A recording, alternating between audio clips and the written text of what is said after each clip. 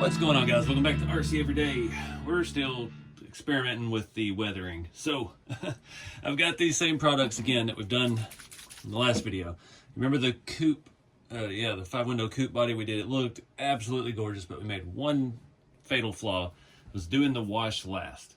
So I've got a bunch of bodies that were misprints. I've got this one ready to go.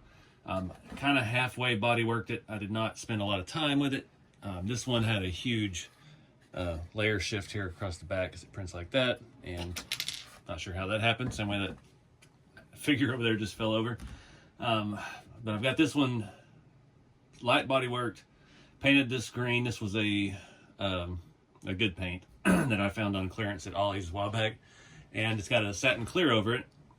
So we're gonna do the wash first to get this dulled down and looking old, and then we're gonna come back and do the sponge stuff. So I've got some new sponges to try.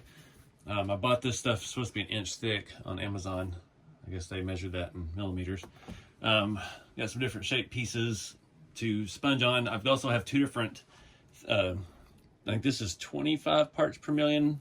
This was actually like a fish tank filter. And then I've got some that are 30 parts per million, a little bit finer. So we'll see how those look sponging. I'll cut some off the other one, we'll give it a try. But I've got 3 bodies in progress. Like I said, this one's ready to go.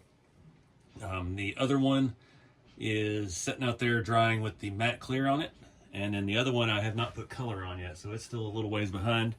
It does have a light body work. It has a huge layer shift down the side on one side only somehow, and it would be easy to fill the body. The rest of the body's great, but I just don't care. I just want to get some more practice in. What I figure is going to happen, since I started doing this on that 5-window in the previous weathering video and we messed it up, and that body was pretty good shape. It was still a defective one because I've never really built with my good products. I always save that for the website, and I keep the defective prints. And Bill, that was a prototype. That was a prototype. That one had a pretty good layer shift line on the side. So all my stuff that I have is not the highest of quality. But anyway, yeah, we're gonna start rough wash this whole thing down, get that drying, and then we'll start the sponge process. We'll bring the other one in and we'll start bouncing around. Hopefully that'll allow us some more time for this stuff to dry, so I'm not rushing the process. I've got another body to get caught up in the process, and the goal is to kind of do a lot. We're going to do some different stuff on all of them. They're all different colors, and see what, why, and how this works a little bit better, and yeah, try to get the technique figured out.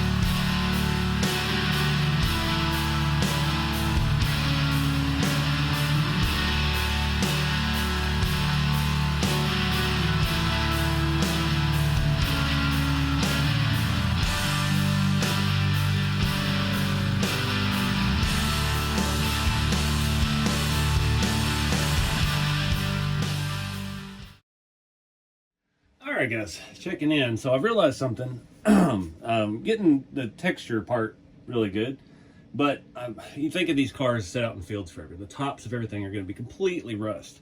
And it dawned on me after looking at sponges, painting sponges at Hobby Lobby the other day, they were all really smooth, and I'm like, well, that's not going to work. Well, I think that's how we're going to get it.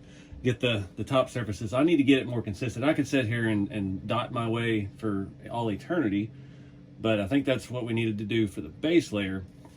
I'm gonna try this. I've got a bunch of these I got off TikTok, and see if we can get a solid layer on the tops of things like our cowl, this little trim piece, our edges, and our roof.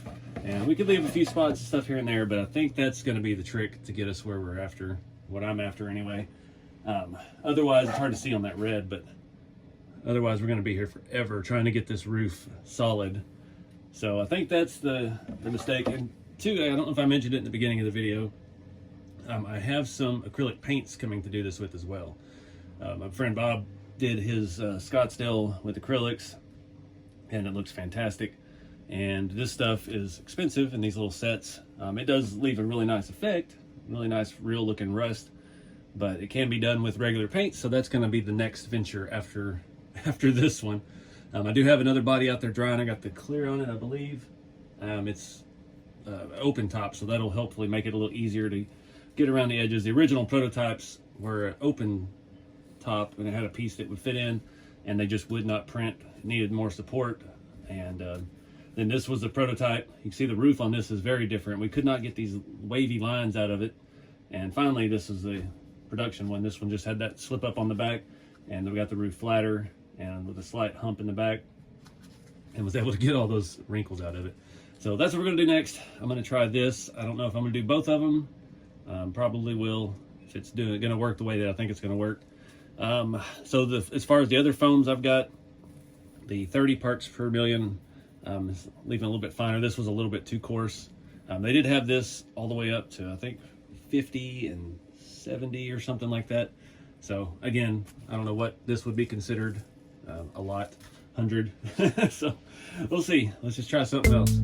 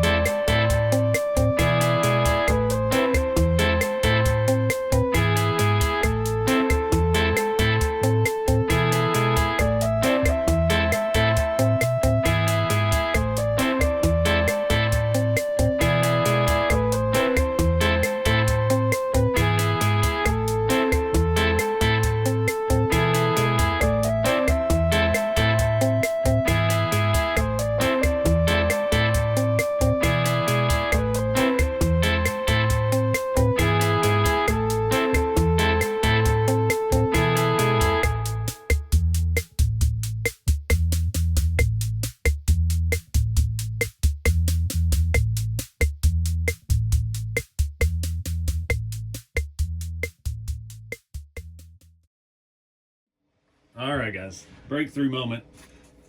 These sponges are where it's at. If you need to add specific spots and chunks and stuff, the other stuff and the stuff that I did the other two bodies with is where it's at. But that, I see it now. I'm starting to understand. There's still a few smears and I got a little heavy, but like this edge, that's exactly, I mean, I picture in this car sitting in the middle of a field, and that's what they look like here, except the inside will all be rusty too, which I don't know about how to do that just yet.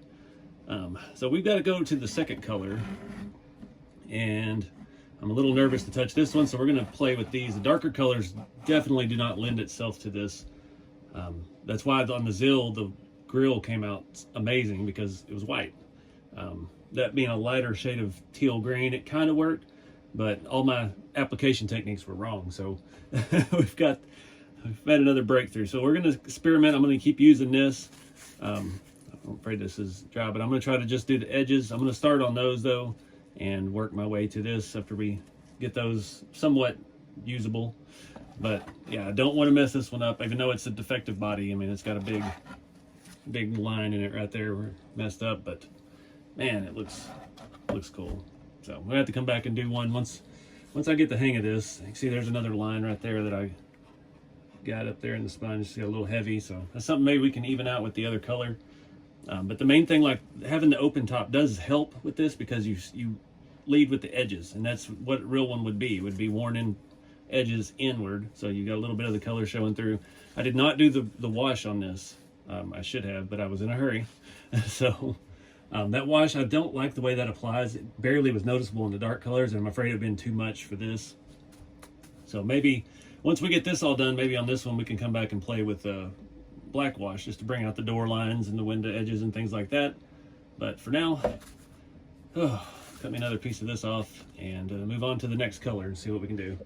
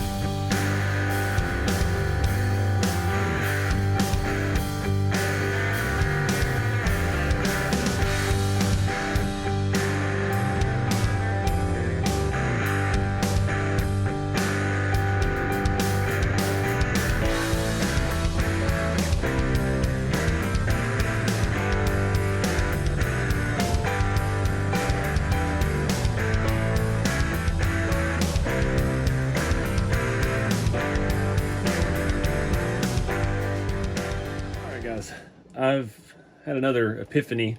Had to go clean all that off my fingers. I was smearing orange all over my keyboard.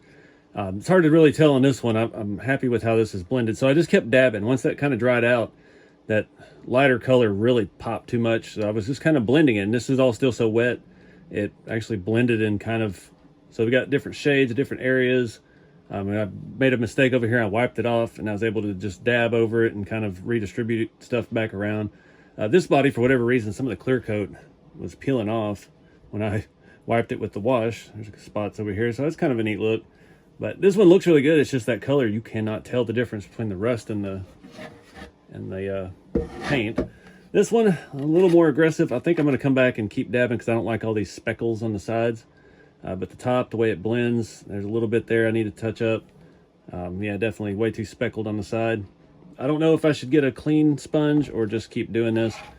Seems like the more I just do this, the better it blends. Got some speckles there.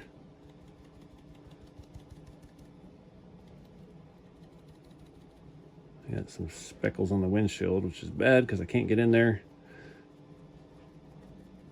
So I'm just going to keep doing this on this one. I'm stalling because I don't know what to do with that one yet.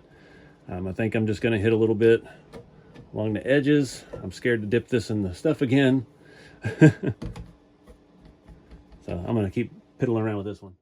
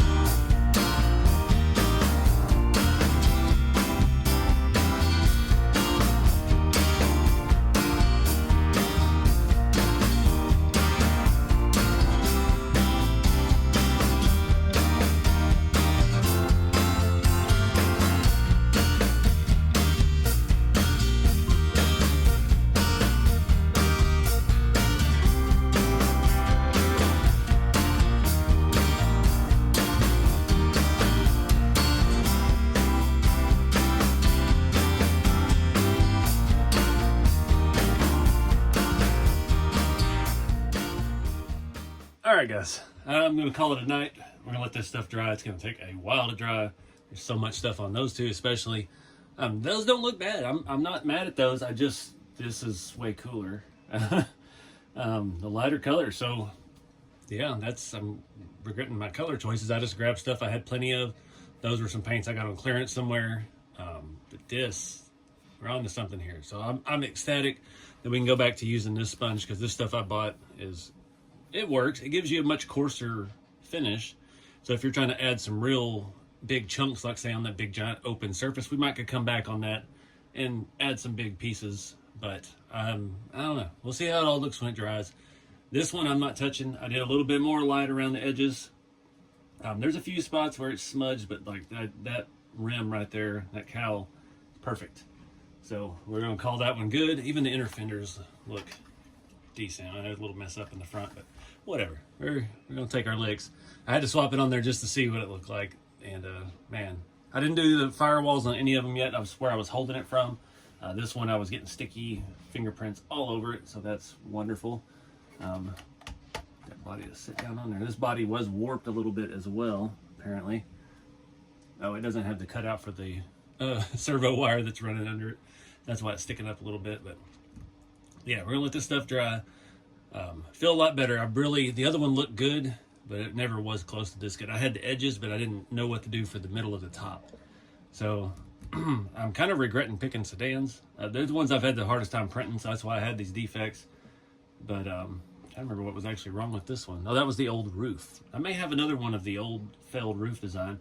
But with all that rust on there, you can't really tell.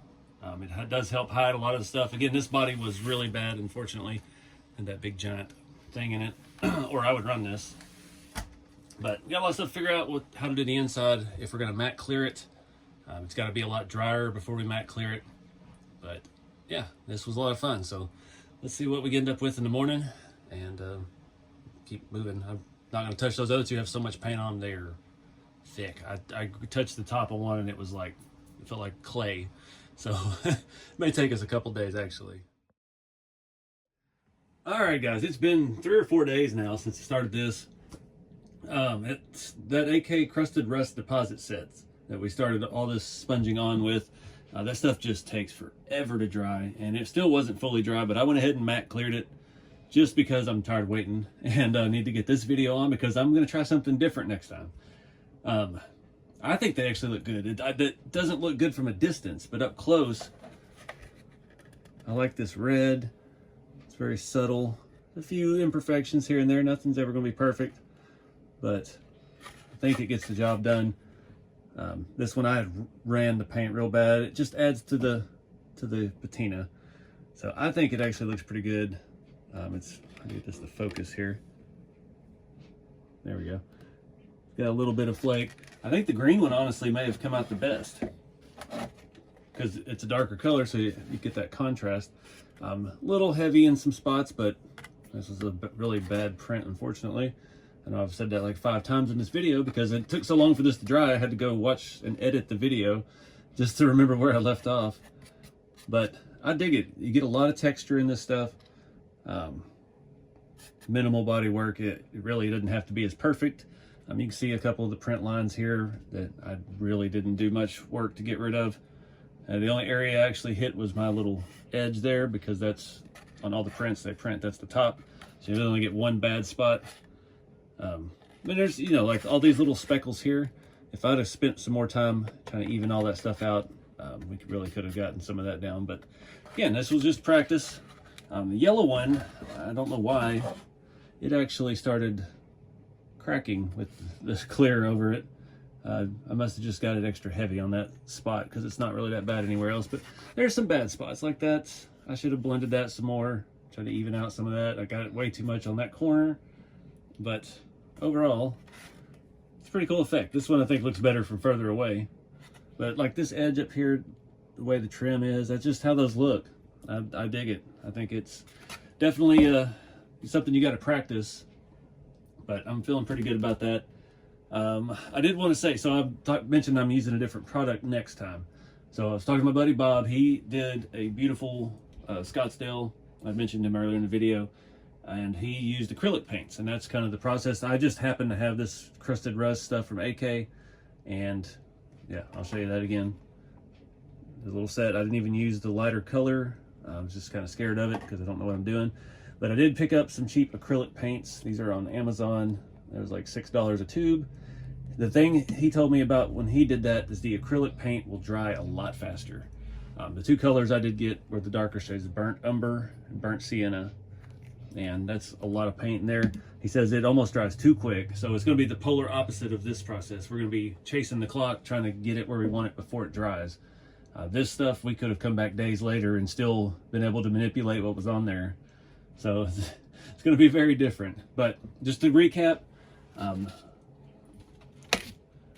smoother sponge, larger areas, little detailed chunks and stuff, packing materials, this kind of foam, work good to do like we did on the other body. You get a lot of spots. So I think your base layer, do this, then you do your edges with the lighter color, and then you come back in your other areas and add just speckles with a coarser foam.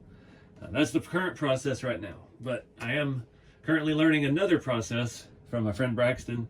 The way he does it is he basically does this, and then you sponge on masking fluid or chipping fluid. He's had good luck with masking fluid, so I've got some of that coming tomorrow with Amazon.